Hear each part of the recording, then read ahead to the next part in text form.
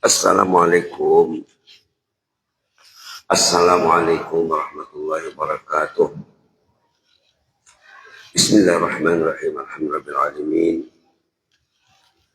Hamdan katsiran tayyiban mubarakan fihi hamdan fi ni'amah wa yukafi'u mazidahu ya rabbana lakal hamd kama yanbaghi li jalali wajhikal karim azimi sultani.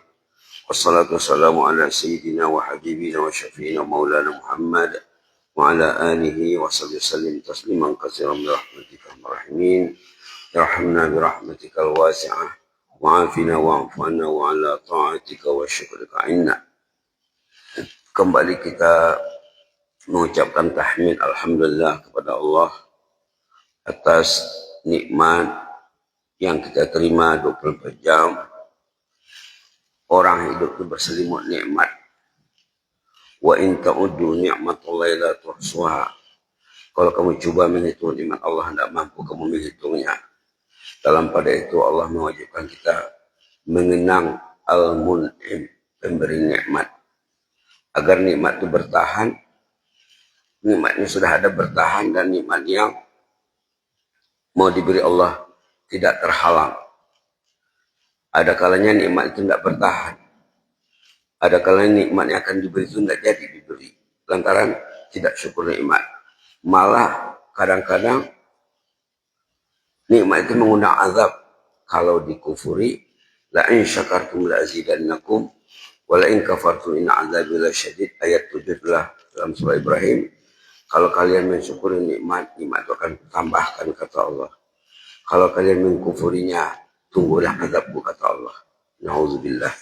Salawat beriring salam ke atas Rasulullah sallallahu alaihi wasallam. Allahumma salli ala sayyidina Muhammad wa ala sayyidina Muhammad kama sallaita wa barakta ala sayyidina Ibrahim wa ala sayyidina Ibrahim fil alamin innaka Hamidum Majid.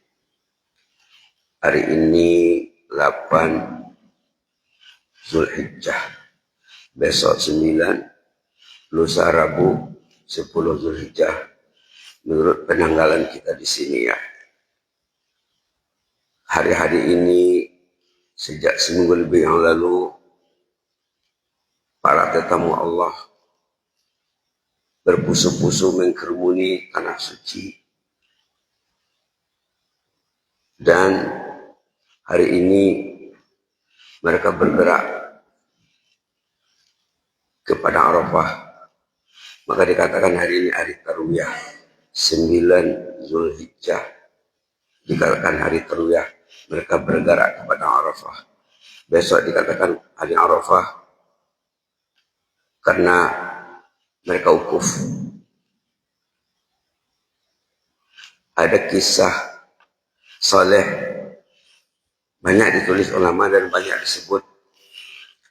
Pernah seorang jemaah pas di hari Arafah naik ke Jabal Rahmah. Naik ke Jabal Rahmah, bagi bapak-bapak dan ibu yang sudah ke sana mungkin sudah pernah naik ke Jabal Rahmah di padang Arafah.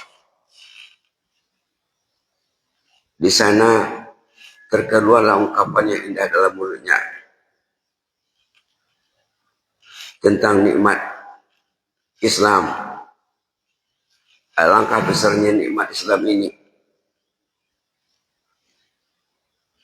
Tiada nikmat yang setanding, yang seukur dengan nikmat Islam. Wa kafa biha ni'mah, katanya. Cukuplah nikmat ini sebesar-besar nikmat.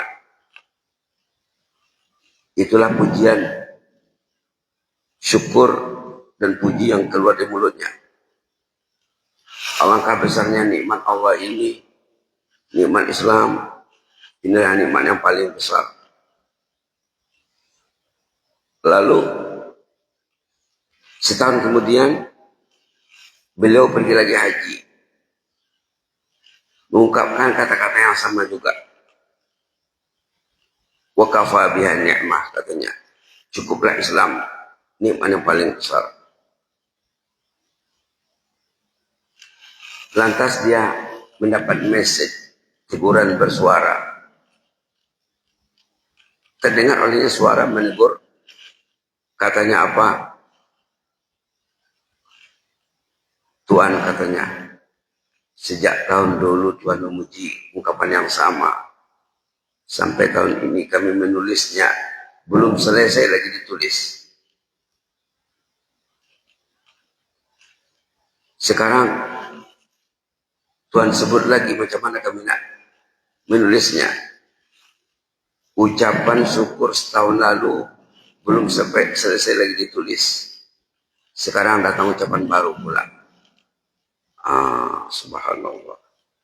Subhanallah. Ada dalam sejarah orang saya Pak ya. Jadi kalau kita memuji Allah atas nikmatnya, nikmat duduk di masjid. Alangkah besarnya nikmat duduk di masjid. Nikmat yang tiada tandingnya, tiada tara, tiada seumpamanya.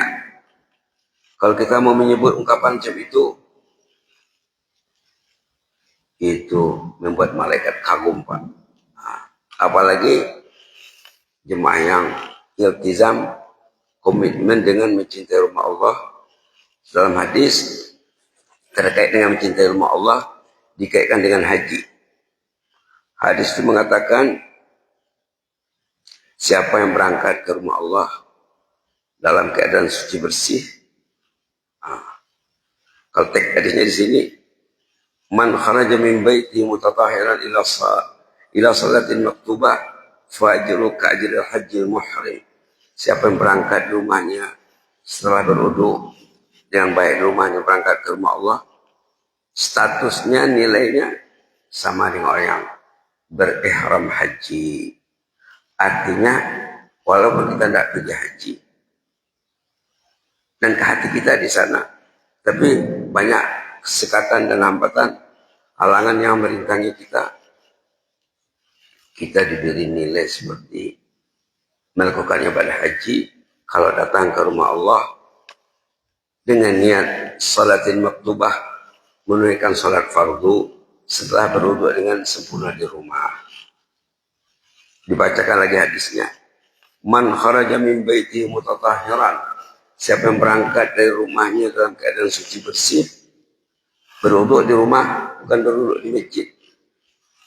Ila salatin maktubah, menuju salat fardu, fa ajruhu ka ajril hajjil muhrim. Nilai ganjarannya, pahalanya sama dengan orang pergi berhaji.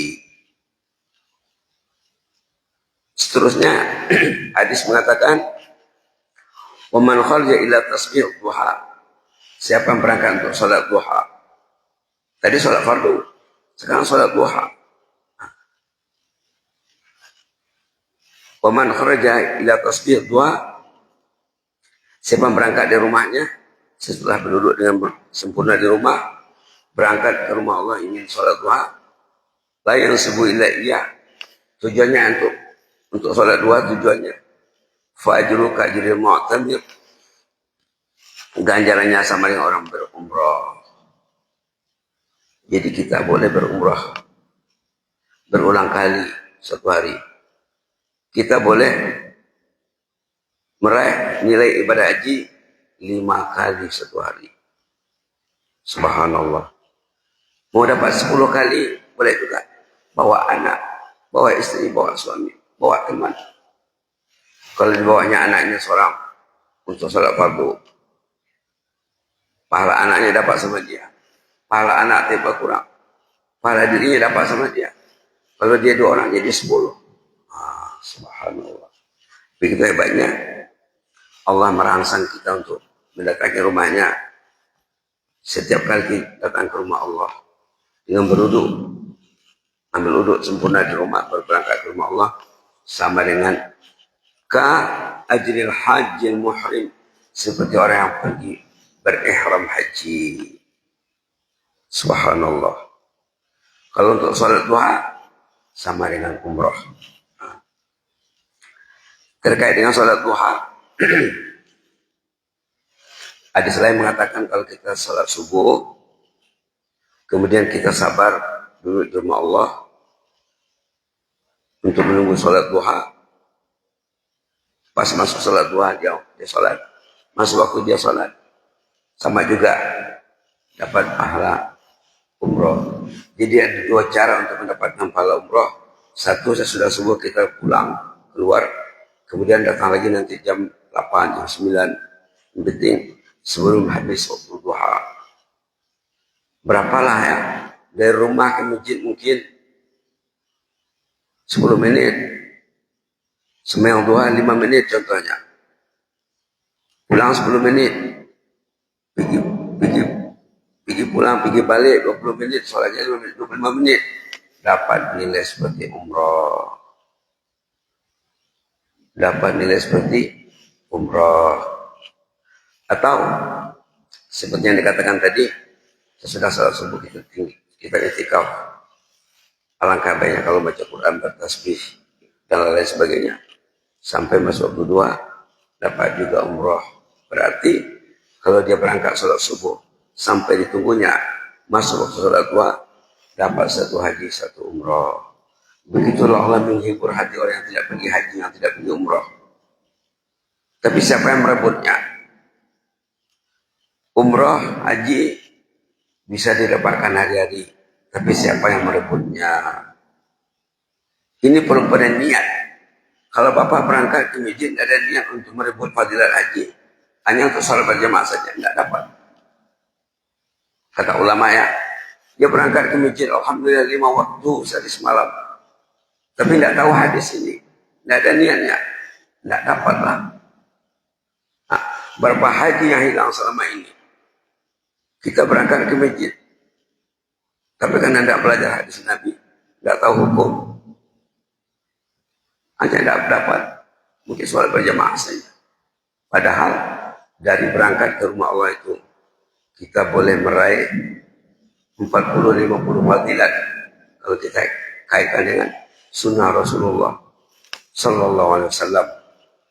Jadi jangan kecewa Pak ya, walaupun kita belum sempat ke tanah suci, tapi fadilat ke tanah suci itu bisa diraih hari-hari, siang, malam, petang, dan pagi. Berikutnya 1 hadis lagi. Yang tadi itu hadis riwayat Imam Abu Daud namanya Pak ya. Ini terkait dengan bertazkirah di pagi hari di masjid. Memang ada hadisnya Pak. Kalau Rasulullah SAW, Nabi berpesan, Man ghada ila masjidin, siapa yang berangkat ke masjid di pagi hari, la yuridu illa ayata'allama khairan ayyu'allimah, dengan tujuan ingin belajar, mendengar ayat disampaikan, mendengar hadis diuraikan, itu tujuannya datang ke masjid di pagi hari. Atau yu'allimah, atau tujuan mengajar, ada ilmunya dikembangkannya, ada ilmunya dikembangkannya.